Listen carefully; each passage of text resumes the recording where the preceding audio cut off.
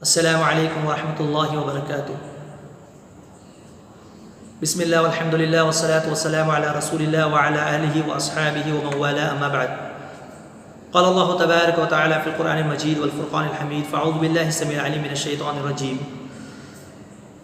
وَلَقَدْ نَصَرَكُمُ اللَّهُ بِبَدْرٍ وَأَنْتُمْ أَذِلَّةٌ وَاتَّقُوا اللَّهَ لَعَلَّكُمْ تَشْكُرُونَ۔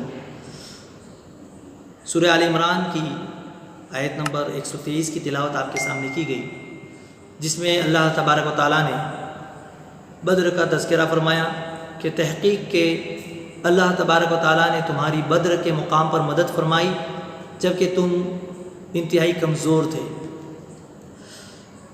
گزشتہ درس میں آپ کے سامنے جنگ بدر کا پس منظر اور یہ جنگ کیوں پیش آئی اس کا مختصر طور پر خاکہ آپ کے سامنے رکھا گیا، اور مسلمانوں نے ابو سفیان کے قافلے پر جو کہ شام کی طرف جا رہا تھا حملہ کرنا چاہا۔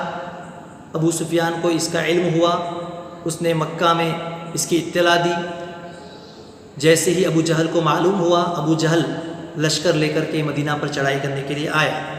مسلمانوں کا کوئی ارادہ جنگ کا نہیں تھا، لیکن اللہ رب العزت نے اسے اس طرح ایک گویا کہ اب جنگ کی صورت میں تبدیل کر دیا۔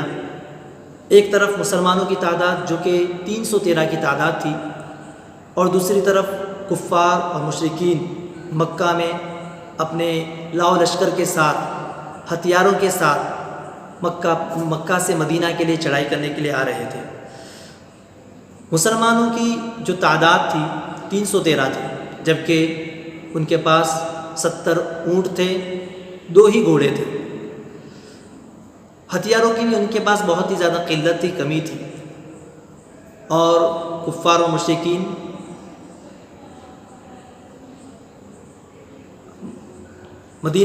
مکہ سے مدینہ کے لیے اب روانہ ہیں۔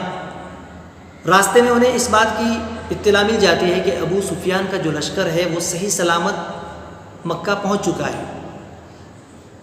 آپس میں ان میں اختلاف ہوتا ہے، اور اس اختلاف میں اخنس بن شریق وہ یہ کہتا ہے، جو کہ بنی زہرہ کا حلیف بھی ہے، وہ یہ کہتا ہے کہ ہم اب مسلمانوں سے کیوں لڑیں، مدینہ جانے کا کیا فائدہ، ان سے کیوں لڑیں جبکہ ہمارا قافلہ جس مقصد کے لیے ہم نکلے تھے وہ تو محفوظ ہو چکا، ہمارا قافلہ صحیح سلامت پہنچ چکا۔ لیکن ابو جہل نہیں مانا۔ بنو زہرہ اپنے 300 لوگوں کو لے کر کے واپس ہو جاتے ہیں۔ بنو ہاشم بھی ارادہ کرتے ہیں واپس ہونے کا، لیکن ابو جہل انہیں نہیں جانے دیتا اور جنگ کرنے پر مجبور کرتا ہے، اور اس طریقے سے 1000 کا لشکر یہ مدینہ کی طرف روانہ ہوتے ہیں۔ ادھر نبی کریم صلی اللہ علیہ وسلم کو جب اس بات کی اطلاع ہو جاتی ہے کہ ابو جہل اپنا لشکر لے کر کے مدینہ پر چڑھائی کرنے کے لیے آ رہا ہے، تو اب پیارے نبی جناب محمد رسول اللہ صلی اللہ علیہ وسلم مشورہ کرتے ہیں، صحابہ کرام سے مشورہ کرتے ہیں کہ میرے صحابہ بتائیں کہ ہمیں کیا کرنا چاہیے، دشمن تو اپنا لشکر لے کر کے آ رہا ہے، اب ہمیں کیا کرنا چاہیے۔ ابو بکر صدیق رضی اللہ تعالیٰ عنہ جنگ پر ابھارنے والی بہترین تقریر کرتے ہیں اور لوگوں کو جنگ کرنے پر ابھارتے ہیں۔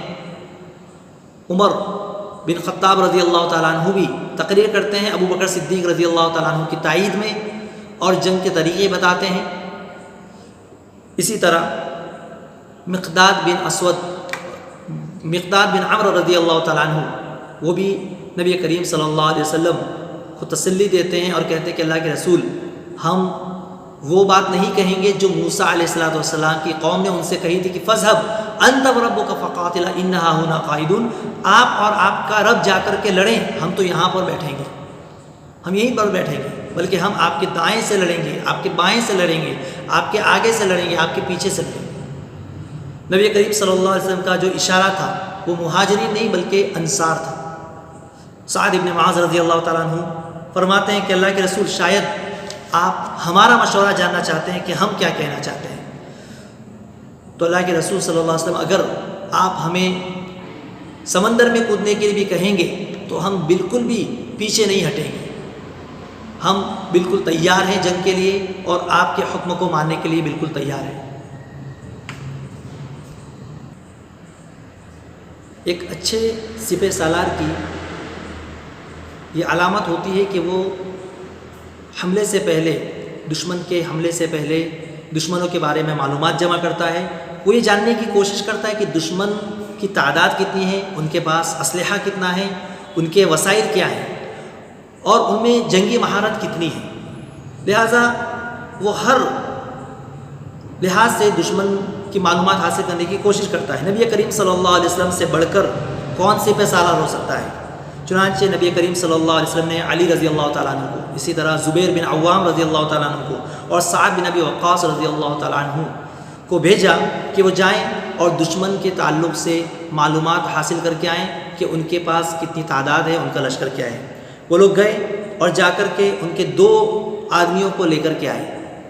2 لوگوں کو پکڑ کر کے جب لے کے آئے تو ان سے پوچھا ان کی تعداد کے بارے میں. انہوں نے کہا کہ ہم تو یہاں پر پانی پلانے پر مامور ہے، ہمیں ان کے بارے میں کچھ نہیں پتہ. چنانچہ نبی کریم صلی اللہ علیہ وسلم کے سامنے انہیں حاضر کیا گیا. نبی کریم صلی اللہ علیہ وسلم نے ان سے پوچھا کہ وہ کتنے ہیں؟ انہوں نے کہا کہ وہ بہت ہی زیادہ ہیں. پیارے نبی نے کہا تعداد بتاؤ، تعداد میں وہ کتنے ہیں؟ انہوں نے کہا ہمیں نہیں معلوم کہ وہ لوگ کتنے ہیں. نبی کریم صلی اللہ علیہ وسلم نے ان سے پوچھا کہ اچھا یہ بتاؤ روزانہ کتنے اونٹ کٹتے ہیں؟ انہوں نے بتایا کہ کبھی 9 کبھی 10. نبی کریم صلی اللہ علیہ وسلم نے فرمایا تب تو قریش کی تعداد 900 اور 1000 کے درمیان ہے. اس سوال سے آپ نے دشمن کی تعداد کا آسانی سے اندازہ کر لیا. یہ اس لیے کہ روزانہ 9 یا 10 اونٹ 900 یا 1000 آدمی کے درمیان کافی ہو جاتے ہیں. نبی کریم صلی اللہ علیہ وسلم نے پھر سوال کیا کہ قریش کے بڑے بڑے سرداروں میں سے کون کون آیا ہے؟ جواب میں انہوں نے یہ نام دیے عتبہ بن ربیعہ، شیبہ بن ربیعہ، ابو جہل، امیہ بن خلف، نضر بن حارث اور ان کے علاوہ دوسرے سرداروں کے نام بھی بتائے. یہ نام سن کر پیارے نبی صلی اللہ علیہ وسلم نے فرمایا کہ مکہ نے اپنے جگر گوشوں کو تمہارے سامنے ڈال دیا ہے، تمہارے سامنے پیش کر دیا ہے. مسلمانوں نے میدان جنگ کے شمال مشرق میں رسول اللہ صلی اللہ علیہ وسلم کے لیے ایک اونچے ٹیلے پر چھپر بنا دیا. اس جگہ سے پورا میدان جنگ نظر آ رہا تھا. اس چھپر کی حفاظت کے لیے سعد بن معاذ رضی اللہ تعالی عنہ کی قیادت میں نوجوانوں کا ایک دستہ مقرر ہوا جو اللہ کے رسول صلی اللہ علیہ وسلم کی حفاظت کے لیے مامور تھا. ان لمحات میں نبی کریم صلی اللہ علیہ وسلم اشارہ فرما کر کے بتا رہے تھے کہ انشاءاللہ کل اس جگہ پر فلاں مشرک قتل ہوگا، یہ جگہ فلاں کافر کی قتل گاہ ثابت ہوگی، اسی طرح اس جگہ فلاں کی لاش پڑی ہوئی ہوگی. دوسرے دن جنگ سے پہلے نبی کریم صلی اللہ علیہ وسلم نے مسلمانوں کی صف بندی شروع کی اور آپ کے ہاتھ میں ایک تیر تھا جس سے آپ مسلمانوں کی صف بندی کر رہے تھے اور اللہ کے رسول صلی اللہ علیہ وسلم دعا فرما رہے تھے. صفوں کی درستگی کے بعد نبی کریم صلی اللہ علیہ وسلم ابو بکر صدیق رضی اللہ تعالیٰ عنہ چھپر کی طرف تشریف لے گئے اور آپ اپنے رب کے حضور دعا میں مشغول ہو گئے. کیا دعا فرما رہے تھے؟ یہ دعا فرما رہے تھے کہ اے اللہ آج کی یہ چھوٹی سی جماعت اگر یہ ہلاک ہو گئی تو اس روئے زمین پر تیری عبادت کرنے والا کوئی بھی نہیں ہوگا.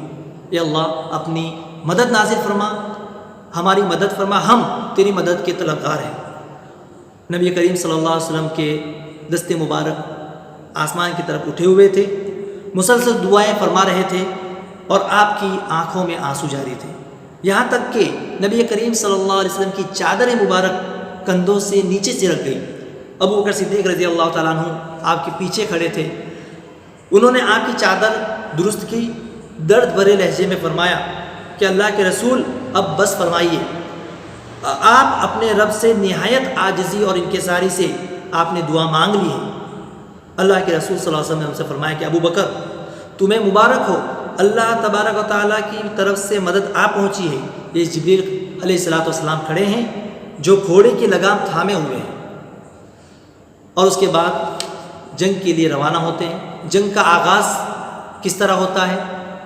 پہلے انفرادی طور پر، پھر گھماسان کی جنگ ہوتی ہے. انشاءاللہ اس کا تذکرہ کل کے درس میں کیا جائے گا. اللہ سے دعا ہے کہ اللہ رب العزت ہمیں ان واقعات سے عبرت اور نصیحت حاصل کرنے کی توفیق عطا فرمائے. آمین. وما علینا الا البلاغ المبین. السلام علیکم ورحمۃ اللہ وبرکاتہ.